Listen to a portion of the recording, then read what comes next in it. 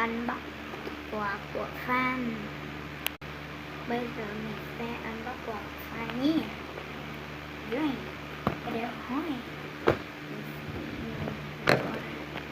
mình sẽ lấy cái này chị nha.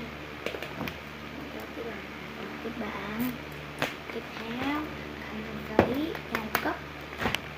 Tiếp theo là cái này mà in đây mình biết rồi, mình là bút. Tiếp theo là Lego luôn.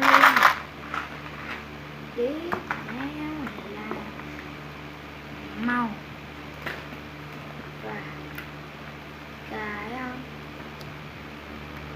này để gắn điện thoại cao thấp được. Rồi bây giờ quà phát đặt đến đây thôi. Bây giờ bắt tay